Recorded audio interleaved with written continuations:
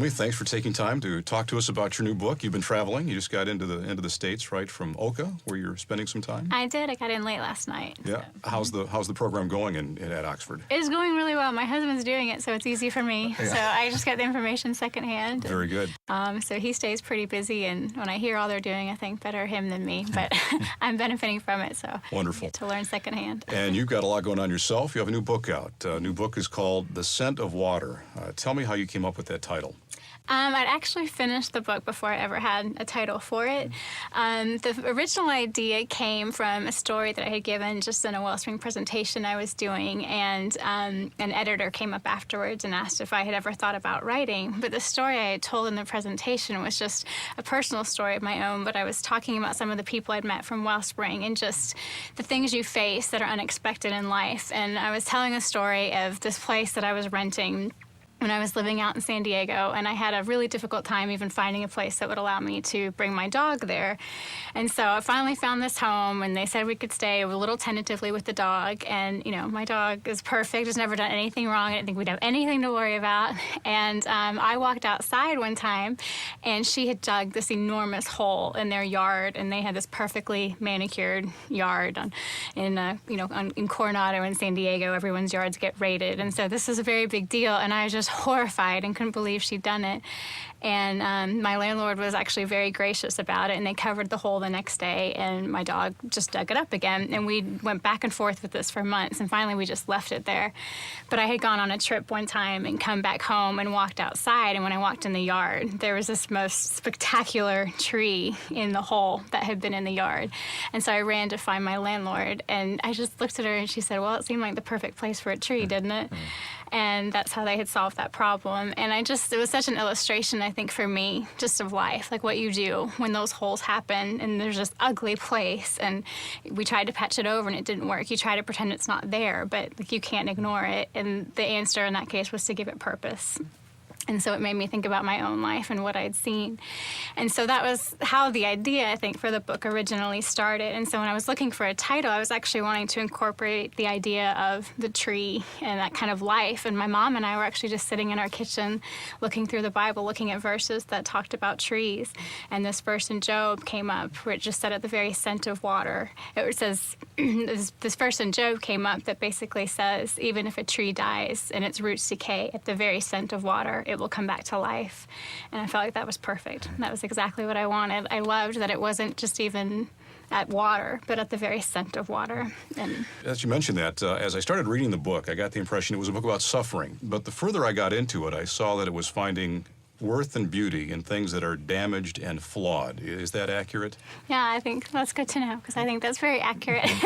I think for me, when I first started doing the work of Wellspring, part of what I was drawn to was just hearing about these great injustices that were happening around the world and just feeling this human responsibility to participate.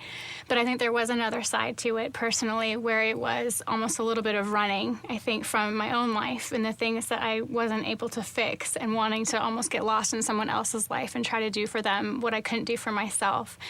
And I think that was part of the motivation in the first place. But what I found in those places were kinds of beauty I'd never witnessed before, in the most tragically flawed places and circumstances. And it was powerful, and it changed me. And I think what I learned from that, just wanting to be able to pass that on, both to kind of encourage people to be willing to look in those flawed places that aren't so obvious and actually aren't easy to look at. But I think you see the most magnificent kinds of restoration and redemption, and what real beauty is, the kind that can't be airbrushed away. You start the book talking about you'd gone through a difficult time, and so you decide to remedy that by traveling to a lot of different places. And somebody once told me that the way to get through personal suffering is to serve others, and it appears that's exactly what you've done. Yeah, I think so. I think even though it felt, I think, almost a little bit like running, it really wasn't running because I wanted to see other people in pain or anything like that. It was almost just the only thing I knew to do. It almost felt almost a little therapeutic of getting outside of my own life and my own world. And I think for all of us, I think that's important to do, whatever your circumstances, but realizing there's a world like much bigger than you. And I think it helps to almost get lost in that and realize that you're part of this much larger picture and larger story. And it did do its own form of healing. I wouldn't say I set out to do it for that reason. It was just the only thing I knew how to do. With this like angst and frustration was, how can I try to participate in someone else's life? But it ended up actually healing a part of my own, and I think at least starting me on a journey of learning to accept my life and to recognize beauty in other people's lives and in my life in places where I didn't expect to find it. And you tell the stories of what you're finding as you were on those trips, traveling for Wellspring. For those that are watching or listening and aren't familiar with it, tell us about Wellspring and what you do. We started Wellspring International as a part of RZIM in 2004, and RZIM had always contributed to, we called it the Benevolence Fund, which was giving out to people in need around the world as we saw it.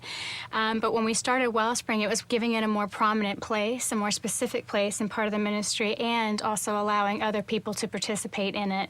And what we really wanted to do is bridge people who want to give to these kinds of causes, women who've been victims of prostitution or domestic violence, people around the world who are suffering with HIV, children who've been orphaned and abandoned, and just this vast array of needs. And we weren't picking one need that was ours, that we were called to, and wanting to bring everyone else on board. The idea was actually just really wanting to be that bridge that helped people to know where to go, so that whatever God called them to, the need that they were drawn to, they could go to a place that would help them find those organizations that were acting with integrity and working to meet those legitimate needs and doing it well. I think over the last couple of years, there's just been a growing disillusionment with nonprofits, and people aren't always exactly sure where their money goes and if it goes to the people that need it. And we wanted to help fill that gap and provide confidence that we would do the due diligence for them. We would do the site visits and evaluate these organizations and then facilitate the process. 100% of people's gifts that are given to RZIM and designated for Wellspring go directly to the project, and we monitor the use of funds and report back to them on exactly how it was used. Well, let's talk about some of those people that you met on these world travels that you took while doing this work for Wellspring. First of all, Annie from Amsterdam. Tell us her story. I met Annie the first time I went to Amsterdam, actually, and I was really nervous on that first trip when I went. And it was a scene like I haven't seen anything like it still. And every time I go to Amsterdam, it's still one of the most difficult trips for me. It takes days, it seems, before I feel like I can put together a coherent sentence. But it's different. You know, if you go to the red light districts in India and all throughout Asia, there's a darkness to them. They're kind of seedy. The women are behind bars, which is horrific, but there is this sense of something that should be hidden. But you go to Amsterdam and it's all lights and it's glamour and it's just so out there in front of you, and you have 400 women each behind a window, and they were organized by nationality like it was a shopping store or something, and it was just so upsetting and just so horrific. There's no other scene like it in the world. I just don't think you could do that with any other area of the world and put a human being up for sale and that hundreds and thousands of people would gather to look or participate. So it's a harsh scene and it's hard to see, and so you're taking in kind of all of these sights. And Annie was she's someone that has always stayed with me, both her story and the words that she said. But the way we met her was a little bit humorous. We had just completed doing an interview with the organization we work with there called Scarlet Cord. And so our cameraman, Bob, was leaving the red light district and had his camera over his shoulder. And we actually had purposely not walked with him just because I didn't want to draw any attention, especially since I was with my friend there from Scarlet Cord, and he was walking separately from us to leave. But this girl came out of her window, and she said, "Did you see that guy?" And we said, "What?" She said, "Some guy is walking around here with a camera." And we were like, "Really?" I was like, "Oh, no." And she was like, "Well, I showed him. I took my whole can of Sprite and poured it over his head." And I was like, "Good for you. Great." And but she invited us in to talk, and she ended up sharing her story with us, and she had a really sad story of how she'd ended up behind the window. And I make a long story short here, the full story is in the book, but she had actually been put behind the window by her husband. She was from Singapore, did not speak Dutch, and had married this guy, and he brought her to Amsterdam and took her passport. She couldn't communicate. She couldn't leave the country. She was afraid to go to the police, and put her behind a window to work. And she'd been there for several years. I thought she was maybe about 40, and when she said her age, she said she was 26. And I think just those years of just hardship just showed on her face, and she went back and forth. Like sometimes she was this very vulnerable, fragile person, and then the next second it was this angry, fierce, like kind of frightening person, and you just saw how she was struggling to deal with like the pain herself, and it would come out in different ways.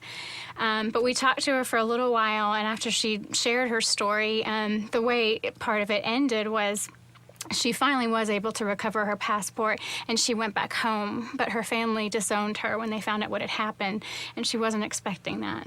And she was just so relieved to be home. And when that happened, she looked at us and she said, "So I came back here because this is what I am."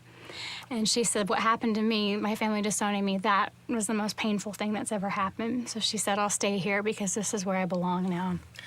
How many of those women do you suppose are there in that type of circumstance? They're forced to be there, not because they want to be. It's an interesting, you get two types of statistics. People will talk about the women who are trafficked and the women who are there by choice. The ones who are trafficked were actually bought and sold, that kind of thing. But the ones who are there by choice, Annie would fit the category of a woman who is there by choice.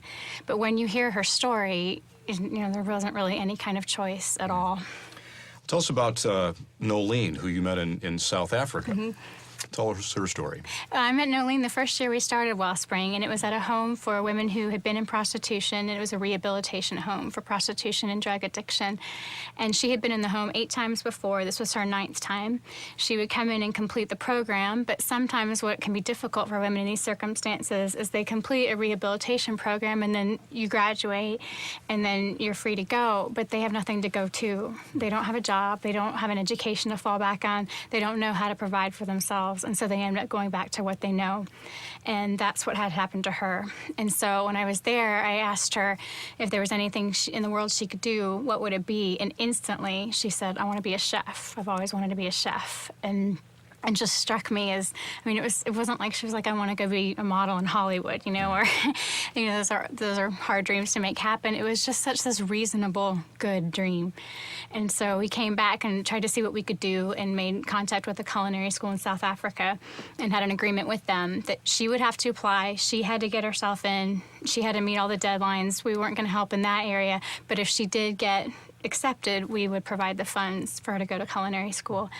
And she did get accepted, and so we gave the grant, and she ended up graduating at the very top of her class and got a job at a 4-star hotel in Cape Town. Oh, you must love these stories when you hear the aftermath of what's happened. It's good. It's an interesting world. Like, you see such extremes, and I think that's a little bit hard. You're seeing such darkness, and not all stories end that way. Not all stories end like Nolene, and not all of them will.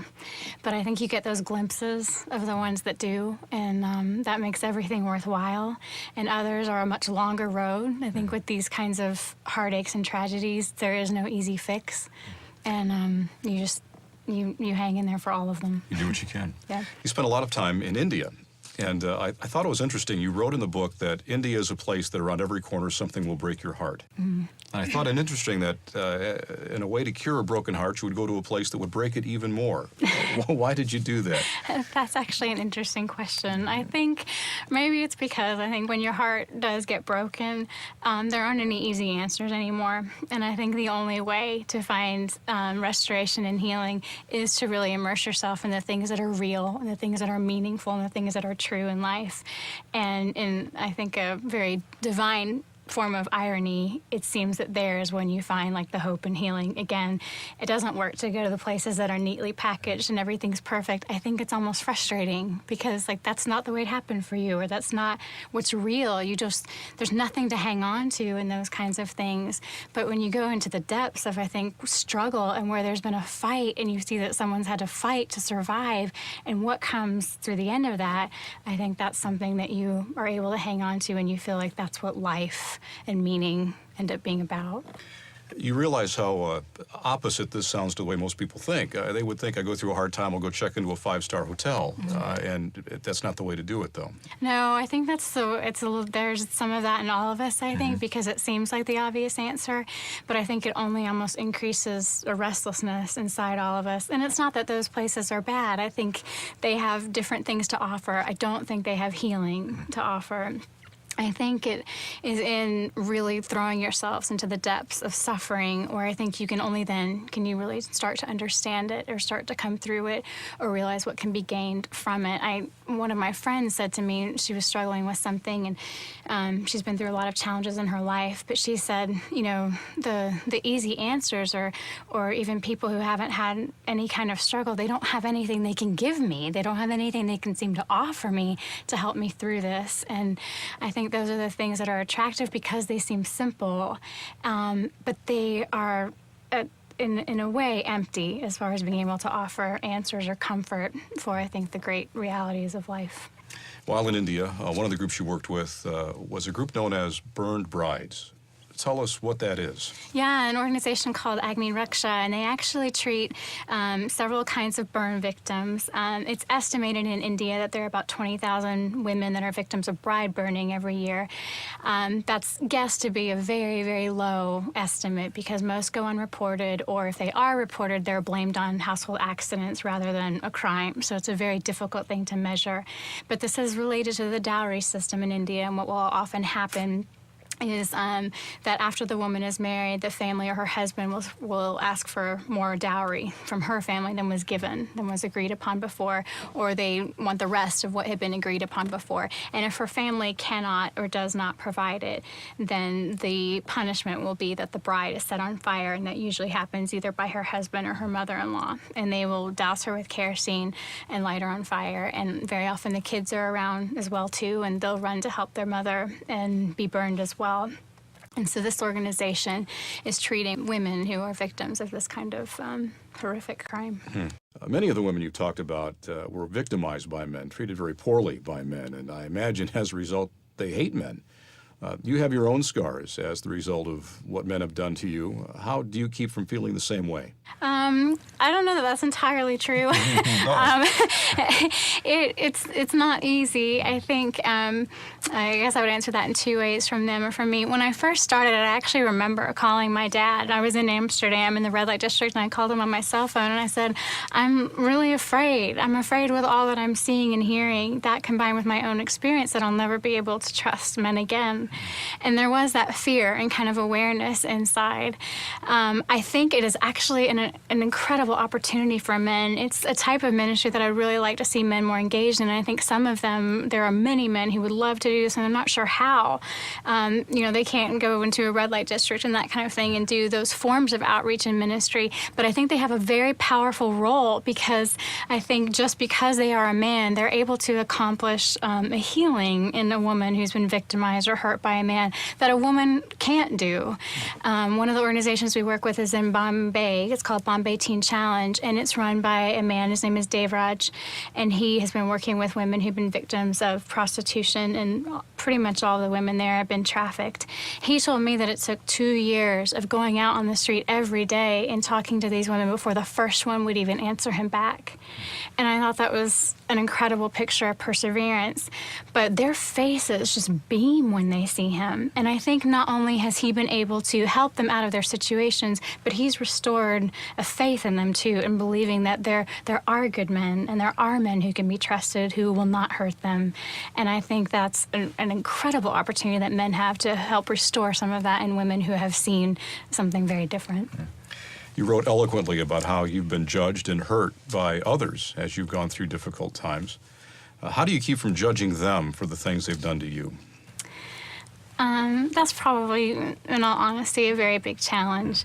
And I think it's something that I still continue to work through. It's one of those things that I don't think you reach a day where all of a sudden you've achieved it and then you're good. I have to continue to work at that because it will be something that continues to come up. And each time I do feel that judgment or that hurt, it's deeply painful, and it resurrects old wounds that I've worked really hard to move past. And I think that's the most difficult part. There is a part in me where I feel upset, and I feel, I guess, a sense of injustice. But I think more than anything, it's not anger that it does. It's just actually just deep hurt, because, my life has not gone exactly the way I would have dreamed, the way I would have wanted. And I would honestly still give anything to change some of those details. And I have to work every day at still accepting the things that happened that I wish weren't there. I can recognize where I've come and what they taught me and what they gave me, and that's been significant for me, but it doesn't mean you look back and you're glad they happened. And so when people do that, it stirs those places, those deep hurts that it takes so much time and so many steps to begin to move forward and walk away from. And so I do have to work at it, as much as I am asking for grace from them. I have to work in my own way when I don't find it in them to being able to extend it myself in a very different way. But I think it's an ongoing process. All Christians hope that when they go through difficult times, and very difficult times, that the church would be there to help them. How do you think the church has done in the area of divorce with those who have been through that? I don't think the church has done very well at all, and I think that there's a lot of very deeply hurting and wounded people. I can say even from my own experience, it's been somewhat alienating, and it's been hard to find my place in the church again. I think for me, I didn't have a struggle with God personally. Even though there were moments where I didn't understand what was happening or why he would allow certain things to happen, I did always feel a confidence that he still was who he said he was. And my relationship with him feels very secure and confident that way. It's been much more difficult with the church, I think, because they use his name, but some of the things they do are not always reflective of the person of Christ or the grace that is so, I think, such a foundation of our faith. And what it has felt like is that we put limits on God's grace, that it's great enough to cover everyone else's flaws and sins, but it felt like it wasn't enough to cover mine. and that was really difficult. And I wanted to be a part of the church, but I felt like the church told me I didn't quite fit anymore. And so I think we have some ground to recover that way. It's been interesting to get some responses to the book. There have been several heartbroken responses of people who have been in that situation and they left the church and never went back, or someone who wrote and said her brother has never fully recovered. And she said, I don't even think it was exactly when I look in his eyes and they're so empty right now and broken, it's not even actually what happened in the divorce, but it was the response of the church afterwards that's left him just unsure how to move forward.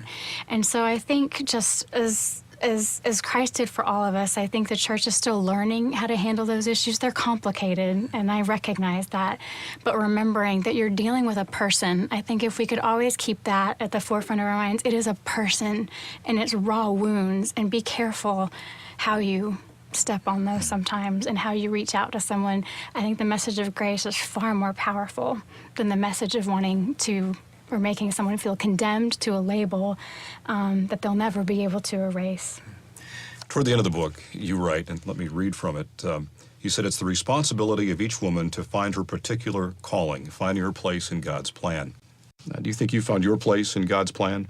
My place in God's plan? I think I learned that I had a particular place in God's plan. And I think that was significant for me. I think especially in Christian circles, we talk a lot about the adventure of life and going on an adventure and going on someone else's adventure and being a part of theirs and that kind of thing. And I think that there are definite values to looking at your place in life that way. But I think in the midst of when we talk about that, whether it's in partnership with someone else or on your own, I would think what we don't want to lose is that every person has a singular calling. I think in the book I mentioned, I think God's calling for us is no one actually plays second fiddle to another. So when we talk about someone's adventure, and specifically we'll say a woman accompanying a man on his adventure, there is something in that of doing that together. But let's not lose sight of the fact that I think God has that calling for each individual, and that's not lost because you're doing it with someone else. It's powerful. It's just as prevalent in the life of someone who is on that road and adventure on their own as someone else who joins another. And I think that was significant for me, I think, as a woman, to feel like God saw me and that he had a specific purpose for me.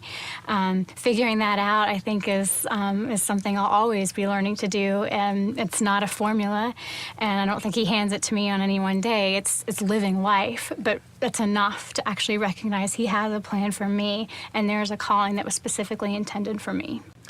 The book is out now. And it's called The Scent of Water. Thanks for writing it. I'm sure people will be blessed by what they read in it. Thanks so much for your time. I appreciate it.